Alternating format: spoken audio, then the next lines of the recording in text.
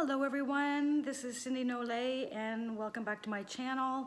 I would like to greet you with some funny stories. I think this one's going to be a good one today. I'm going to reveal some things about myself and I'm sure you can relate to some of these things. So I just got back from a cruise. First time. Any of you been on a cruise before? So yeah, I still feel like I'm floating and a little bit like I'm rocking a little bit, but that's okay. I'm here to show up. This is my Year of Yes. So I finished that book, A Year of Yes by Shonda Rhimes, and not gonna lie, I think I got what I needed out of it the first few chapters, just by looking into something that, you know, makes you afraid, and then when you really look at it, and then you can like, you know, look through and say, you know, move the hell over, I'm coming through. And so some of those things were already in place in midsummer because someone lent me the book. Also too, I don't think I would buy the book. It's actually quite expensive. So if you can share it around, then it makes it even more fun to find some treasures with some gift giving. So yeah, on this cruise, there's one way to get out of your quiet zone at home when you can control your atmosphere, and then jumping into a cruise ship where there's multitude of personalities there. You know, there's bathing suits that shouldn't be there, and there's, you know, all kinds of things that happen on cruise ships, and you know, you're there to witness it, and you're like, yeah, good for them, good for them. You know, our family saw a few nipples showing out of some bathing suits that slipped off. None of them mine. I did do some flow riding.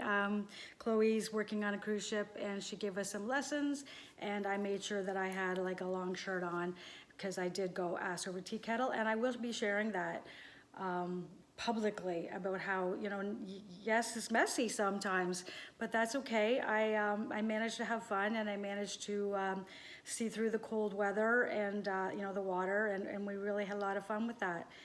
We did some dance lessons, and it's always fun to dance with my husband, and I encourage that for couples to do that because it just brings it up one more level, and you're really, you know, in sync.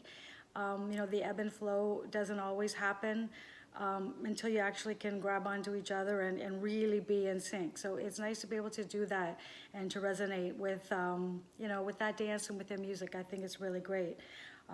We saw Uncle Buck and his girlfriend. I really didn't know what to title this. I have so many titles. It's fun because I love to think of things like that, and people think I'm weird, but I am, and I'm showing up. I wanted to say this is the crazy uncle video. I wanted to say that I'm the crazy uncle. I'm your crazy uncle. And, you know, Uncle Buck, you know, the year of saying yes, you know, ass over tea kettle, you name it. I've had so many things that I wanted to call this video. So it'll be fun to see what you think that it should have been.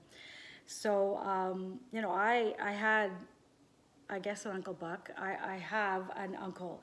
And, you know, I realized that we're in a time and space now that if you can't show up after the 2020, you know, tear down of all the walls, then when can you show up? We'll be stuck in the 70s. Literally, this guy looked like Uncle Buck with a mustache and his girlfriend to match and the whole thing. But I thought, good for you. You know, they showed up, they were dancing, they were happy, that's great. You know, 2020, doesn't matter, let's do a remix of 70s.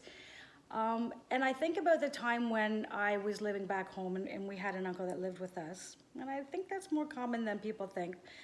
But he would say things like, you know, with theatrical voice, like, I've seen things, and I'm not going to get into it, but theatrics.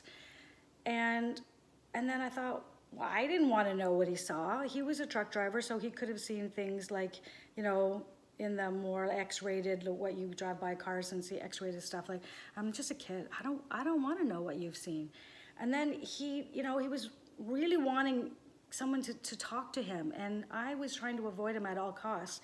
We lived in a house with one bedroom and one bathroom and one TV, and he had this gift of standing in the doorway saying, I've seen things in this theatrical and acrobatic poses. Like, he would stand in gravity defying pose, bent over backwards with his beer in his hand. He, of course, there's always drink involved when you say, you know, when you finally speak your truth, a lot of times, you know, alcohol is involved. No, I pledge to drink water, and I pledge to drink this and a half of one, 60 ounces a day. Lots of bathroom trips, but I do stay at home, so I'm good with that. So back to the uncle and the acrobatics and blocking the doorway and blocking the TV. You know, it was a cry for conversation. It was a cry for help. It was a cry to relate. And if I had known now, and if I ever get the chance to have some one-on-one, I'm going to ask him, like, what was it that you saw? You know, was it X-rated things that you saw when you were driving truck? Was it something that you saw when you were working way out north when you were driving a truck? Was it like extraterrestrial? Was it a UFO? And I would really want to ask him, like, what is it that you want to talk about? And eccentric is one thing, and a hermit is, and it's all mixed up together. So I have to apologize for just jumping on some of those things and just wanting to get out of the way and not being an ear to listen. And I hope possibly, you know, I can be that ear to listen, and I can be that weird one. And if this is too weird for you, move along. This is what this conversation is going to be. And after being a hairdresser for, you know, 34 plus years, and I've sat one-on-one with people, we're all weird. You're somebody's Uncle Buck, and I am certainly somebody's Uncle Buck. So maybe you should stay. Maybe you shouldn't just pass this on and think, you know, this conversation is not for you, because I dare for you. And if you were one of my clients, you know, I'm not going to say what you told me, but people are effing weird, and I'm going to really say that. But you know, you accept them for the way they are, and I hope you can accept me for the way I am and the way that I'm evolving. So I'm here to show up. I'm here to be weird. I'm here to be your crazy uncle, and we'll talk about things. And you know, there's people that are brave. And there was this one woman, she was quite large, and she had this dress to fit her, and I thought, good for you to find a dress that big. And it was full of sequins, and she was huffing and puffing. She could barely breathe. And I think sometimes we're so constricted in our own body. It doesn't matter what size, it doesn't matter what you're wearing. I think we're suffocating ourselves, and we're suffering. So what, you know, she was obviously hiding behind her weight, but yes, she was showing up with that beautiful sequin dress, and not everybody can accept that way.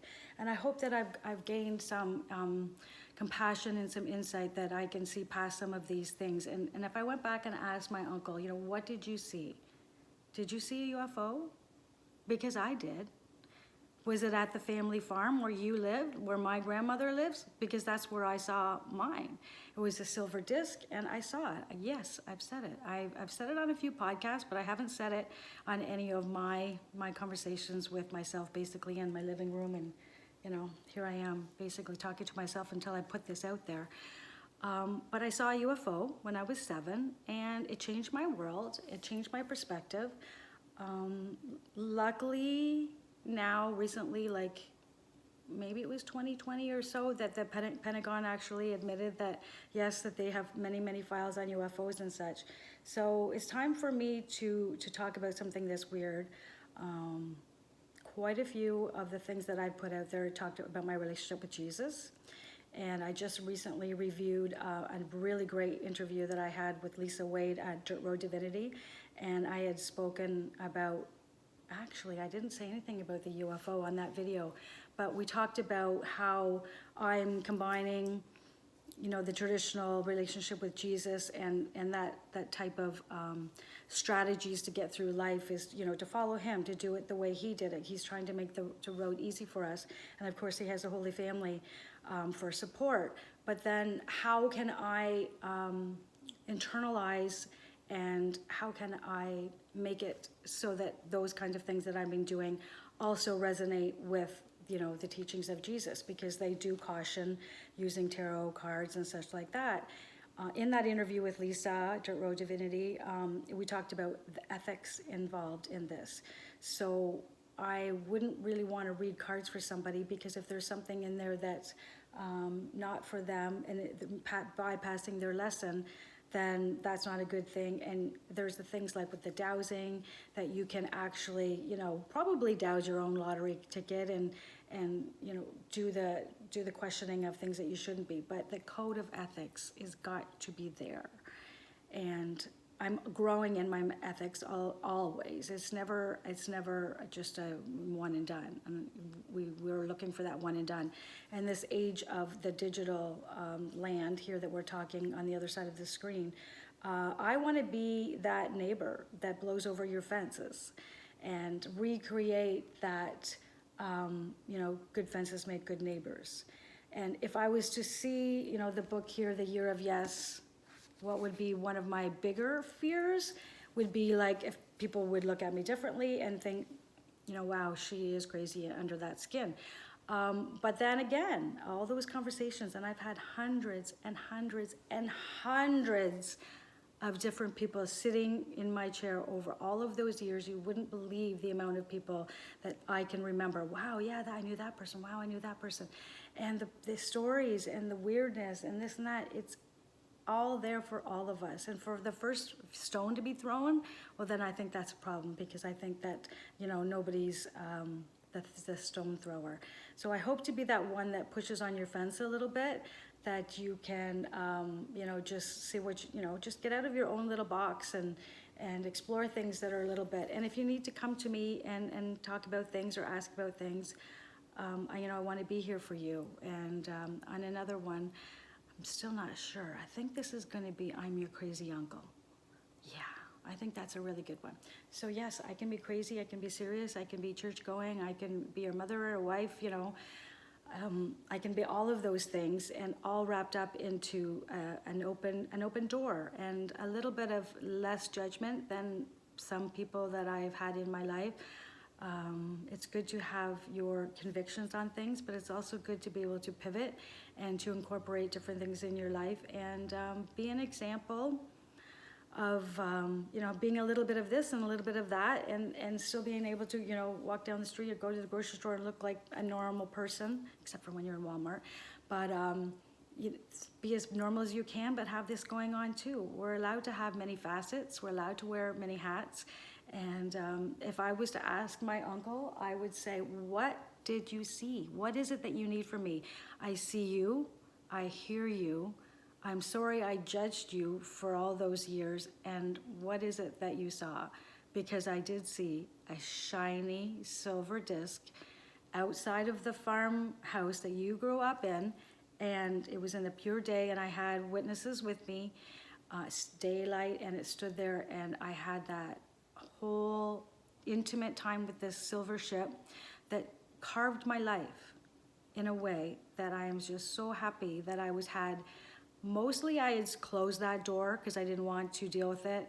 But I had somewhere a little eye open to look for things. And when people would say, that's not true, that's not possible, there's something in my psyche that stayed open that says, yeah, it could be true. And, maybe, I would look for the truth for that. And the idea is not just to be told what to do, but play an active role in that and look for different truths. And it is kind of fun, Yeah, it was a weird experience. It wasn't fearful at that time. It felt, calm and peaceful and safe. And, sitting in front of this camera is somewhat fearful, and other times I'm ready now. I'm ready, I feel I'm calm, and I feel like I'm in a safe space. And if this is something that you just want to pass on by, then just keep on scrolling, because there's lots of other things for you to keep your mind on. But I want you to follow me, because there are things here that might not be for you, but maybe for somebody else in your life. And I really want to be an advocate for the children. So because I was 7 when I saw the silver disc, it kept that door open. That happens when the brain state, when children are absorbing things and they're in their imagination. I think I don't even want to say what base, but it's the same as hypnosis. So your brain is open enough that you're imagining when you're a little kid, and your brain is also in a state where you're absorbing things from your family and training and school, and you're getting all of those programs put into you. And because that silver disc flew by, it grabbed my attention, and it changed my trajectory for that I could always say, it's not always as it seems. And it's good to keep your mind open. It's good to keep your imagination. And for our children that are in their digital phones and land in that virtual reality, it's a really big flag that I want to hit every parent over the head with. Do not advocate for your children to be in their phones doing the virtual reality and using that awful stolen technology of the metaverse. So that we are the metaverse. Anytime that we look outside of a certain thing, which is through meditation, through spiritual experiences, through alone time, near-death experiences, different things like that that shift us, we become the metaverse because we are reaching outside something that is within like the norm or the running program.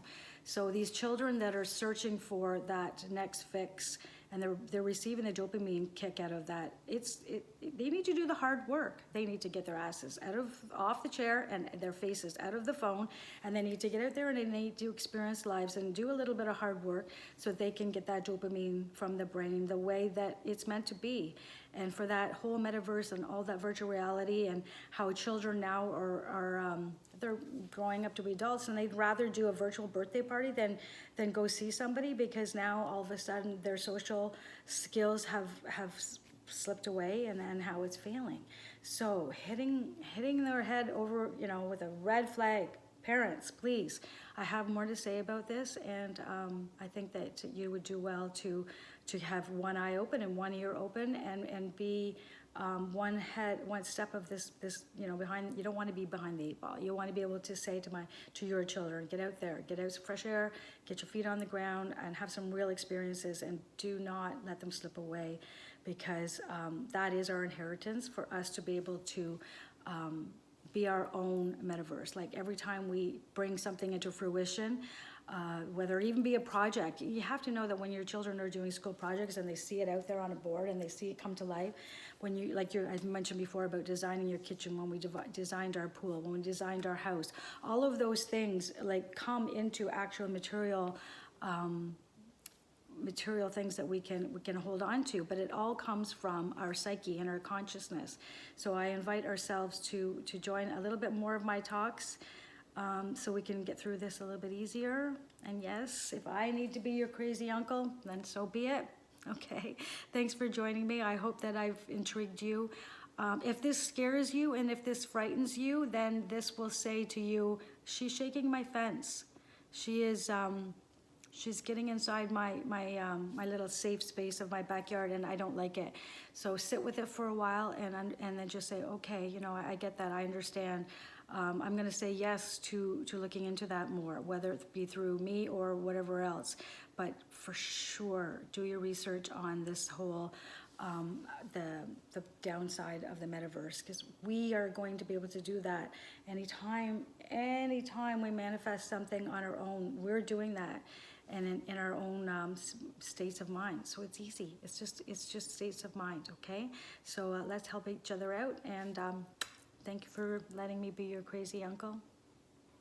And we'll see you on the flip side. Take care. Bye.